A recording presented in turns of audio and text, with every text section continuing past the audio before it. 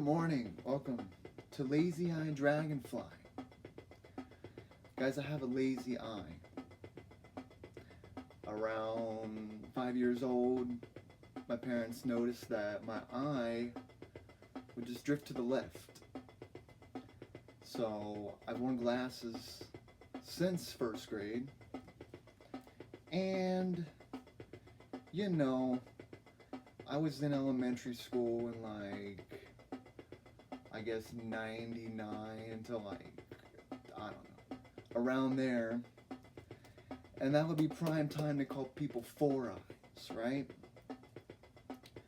And obviously as a first grader, that was like a big insult. But sometimes the things that people will make fun of you for actually are what makes you you, and you should never change that. And that is why I have glasses to this day. I don't plan on getting contacts. Not really into contacts. I mean,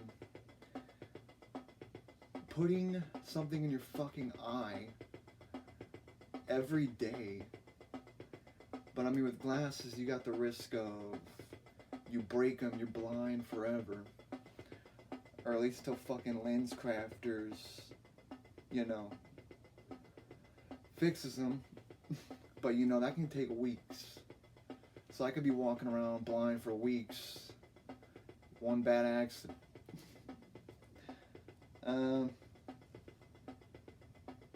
The dragonfly is a symbol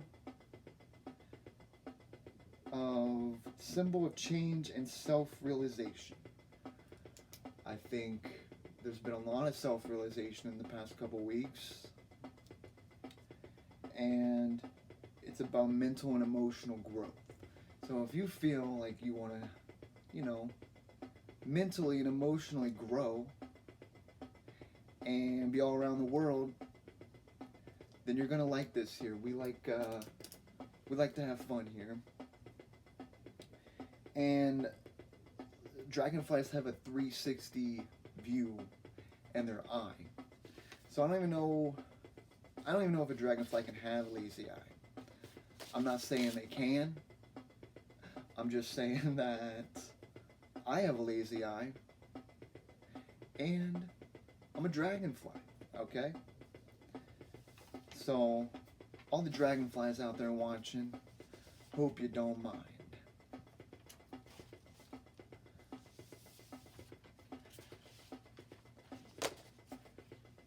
So I want to talk about this Ford commercial. I'm not sure if it's a local commercial. Is this annoying?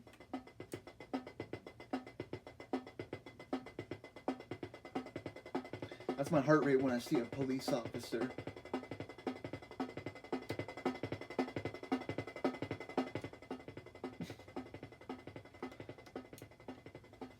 I've gotten pulled over for tags. Fucking sticker. Okay. We're gonna have to go down with that. Maybe a little softy. A little 8-beat. How about that? I'm not making these. And I'm not a professional keyboarder. This is literally a $30 keyboard. But we've had it for 20 years and I just cannot believe it works. It's one step up from a child's keyboard. This is a teenager's keyboard. Not an adult keyboard, that's for sure. So anyway, there's a Ford commercial. I don't know if it's a local commercial or if it's an official Ford commercial. But they quote in the commercial, "Hurry up and save.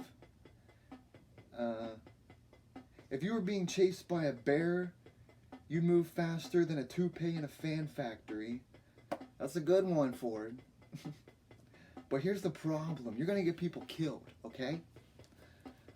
I'm not saying I'm fucking Jack Hanna, but I do like to learn about animals, okay? So, Ford It depends on what kind of bear you're talking about, really. A brown bear or a black bear. Okay? Now, a pepper spray is going to help you in either one of these situations. You fucking put pepper spray in a bear's eye, I mean, it's going to affect them. And that'll pretty much is the most vulnerable place for anything. A lion, tiger, a bear, fucking people, anything. Pepper spray, eye stuff, okay? Now with the brown bear, you do not want to run, okay? No running. You will trigger their animal instinct and they will fucking come after you, okay? So Ford, I don't know if you're trying to get people killed by black bears, but you're giving some bad advice. Now, either way, you're not supposed to run. I don't think with any wild animal you are supposed to run. Even though that would be the hardest part, is not to run. But you're not going to outrun a bear. And you can't climb a tree, because a bear is faster, and a bear can climb a tree better. So, you gotta play dead with the brown bear, okay? With a black bear, stay grounded, get big and loud. I guess black bears, you know, I don't know if that means they're more badass or less, but with the brown bear, you gotta play dead. Play dead, okay? Now, mountain lions, those are actually out here too, but I put mountain lions versus tigers. Now, I know mountain lions would be somewhere over here, okay? And I base that knowledge off probably GTA 5. I don't think you'd see a tiger around here. If you see a tiger around here, then there was some dude with exotic animals, or it escaped from a zoo. I would love if a giraffe escaped from a zoo. Can you imagine having a giraffe in your yard? I mean, I would love that, but I don't think that's possible. So with mountain lions, you gotta be loud. Wave your hands. And again, do not run. Lions and tigers, you don't want to turn your back. I've seen this thing where this tiger escaped from a zoo enclosure and this lady was walking. And the tiger didn't really notice anything until she freaked out, or she was backing out slowly. And then the second she turned around, the tiger's instincts kicked in. It goes after her, bites her fucking head, okay? So you can't run, and all you gotta, I mean, most of these things you have to just be still, and that's the hardest part. But the difference is, brown bears play dead, black bears big and loud. Mountain lions, loud, wave hands. And tigers, you might just be fucked, but I would say back away slowly. Don't turn your back. And Ford, I think you need to think about that one. Because that commercial could be dangerous.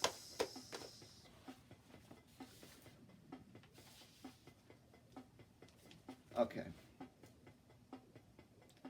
I don't want to talk about Trump, but, I mean, how can you not? He said, he's always saying something crazy, but he said something specifically crazy.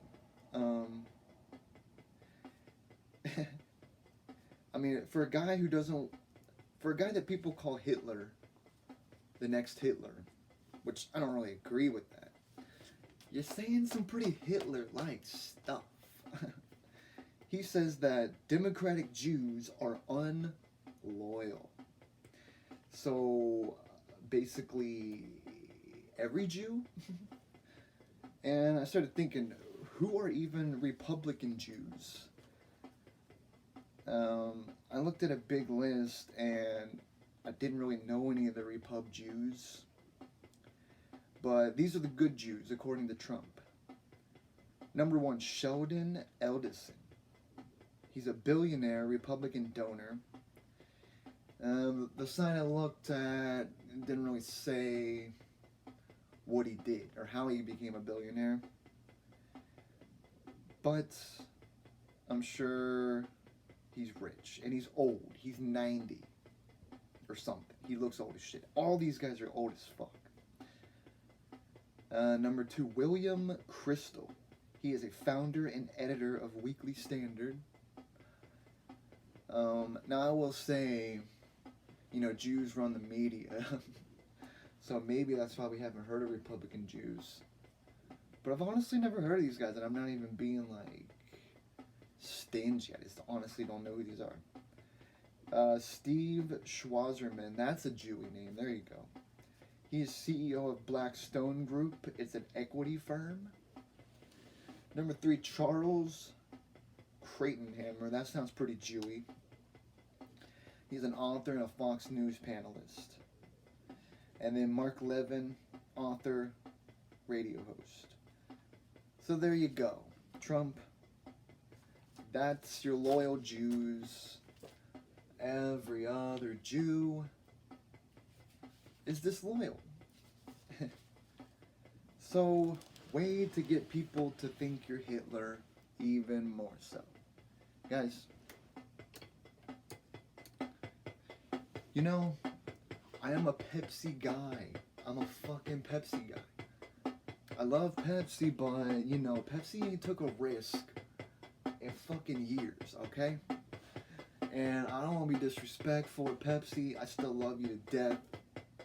But, Coke took a chance this summer. They put out Orange Vanilla Coke. And that's so summery. Just a great idea.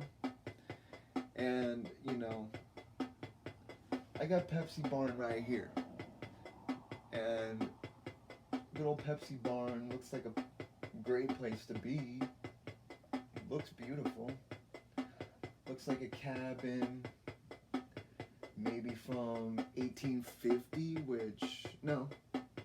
maybe that's the cabin that he started Pepsi in. Because I think Pepsi began in 1890, and it was called Brad's Drink. Which I'm sure glad they changed the name of that.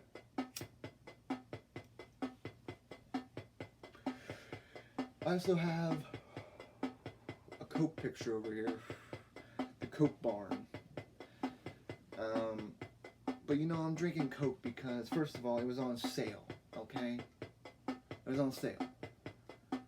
And, it honestly is the same fucking thing, really. Honestly.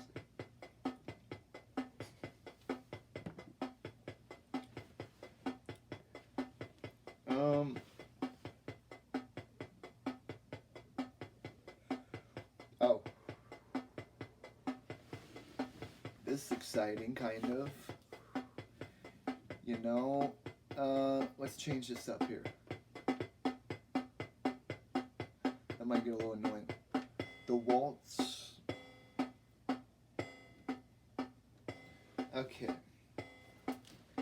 So, XFL 2020. That is a new XFL. Formerly XFL, founded in 1999. Founder Vince McMahon, and it lasted till 2001, one season. It aired on good old NBC, and God love them. God love NBC for taking a chance and trying something new. I think it was exclusively aired on NBC.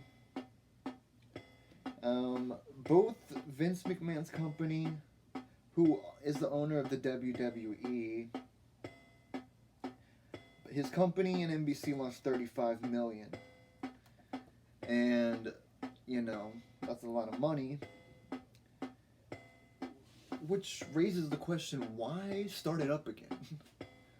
I started looking at what's the difference this time. Well, there's new teams, first of all. There's 8 teams. So you pretty much got every team making the playoffs or something. I don't know how it works. But here are the names and the cities. DC Defenders. Kind of boring. The Dallas Renegades. Okay. Now this one's weird. Houston Roughnecks. I mean, you might as well just call them the Houston Rednecks. We're the Houston Rednecks. Oh, I would love to see the Houston Rednecks versus this next one, the LA Wildcats. Yo, LA, fuck you. The Wildcats? You're gonna start a new league, new team in probably the biggest city, and you're gonna call yourself the Wildcats. That's like a generic high school basketball team sound, but okay. The New York Guardians. Okay. St. Louis Battlehawks. That's kind of cool. Seattle Dragons. Hey. I mean, I don't know the correlation, but Tampa Bay Vipers. Alright, I'm gonna pick with no knowledge who I think's gonna win. Probably the richest city. The LA Wildcats, which, speaking of, the only winner or champion of the XFL in its one season was the LA Extreme, the old team in LA. And I don't know. I hope it ain't rigged. I mean, I don't know. You think the Houston Roughnecks would be kind of, I don't know, they just sound scary. I'll give them that. They probably out there drilling oil and then go to practice. They probably are pretty scary. So the difference between 2020 XFL and the old XFL is new teams, a new company separate from the WWE, still owned by Vince McMahon. And it'll be airing on ABC, ESPN, and Fox Sports. So they pretty much said, fuck NBC. Which I get it, you know. I love NBC to death. But, you know, it probably failed again, okay? Bro, NBC can't even get a fucking NFL game to show on there. I mean, sometimes they do.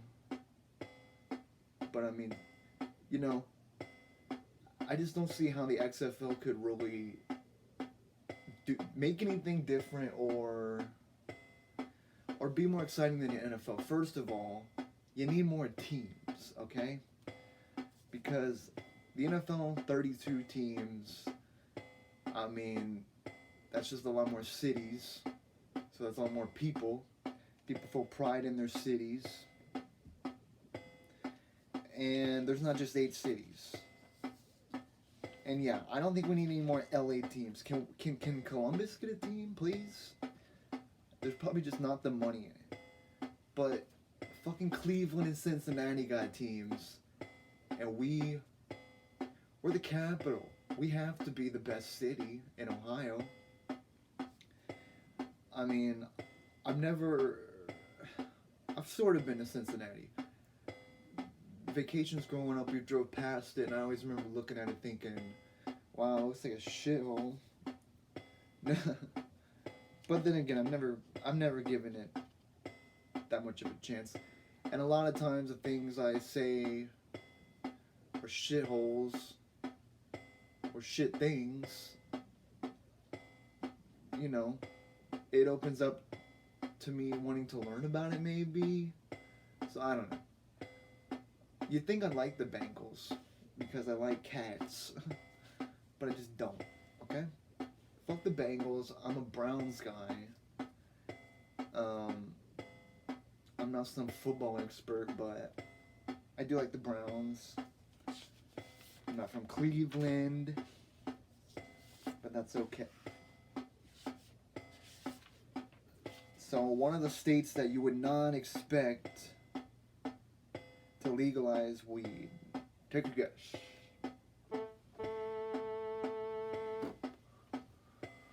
Take a guess. And it's a state where I can't even imagine buying weed.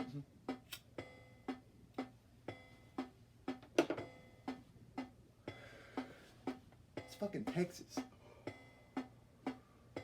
Now, no, weed is not actually decriminalized. It's actually the same situation going on here in Ohio. Texas passed a law decriminalizing hemp, but many local authorities say they aren't able to prosecute possession cases. Many are seeing the marijuana cases dropped. Texas state troopers were told to stop arresting people for low-level pot possessions. Now that should be a thing anyway. But since hemp was legalized, the law can't tell if a substance is hemp or marijuana. They have to get it lab tested to tell the difference. Now, I don't get that, honestly, because isn't hemp a lot different looking? Like, weed is like a nug, and then hemp is, like, unless you arrest some guy with a fucking full weed plant,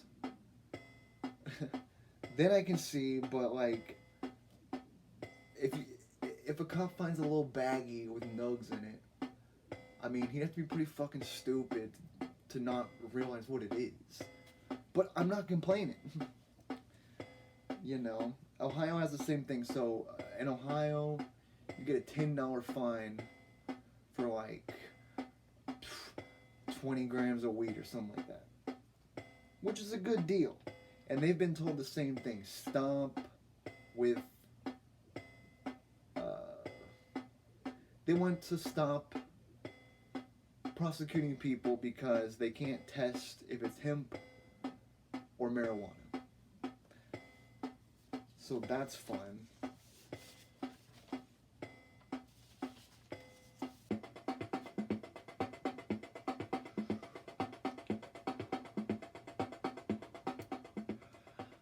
Alright guys, if you're still here, thank you for watching.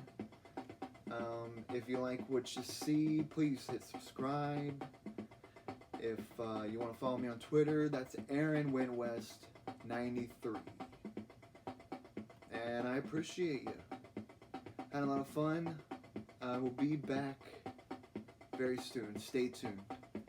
We're just getting started here, guys. If you're a Dragonfly, if you got a lazy eye, it's okay.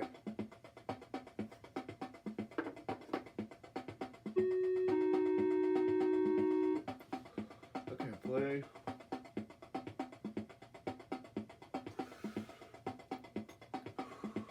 Alrighty, I'm out. Thank you. If you want to be featured in the next episode, leave a comment and I'll mention you. No problem.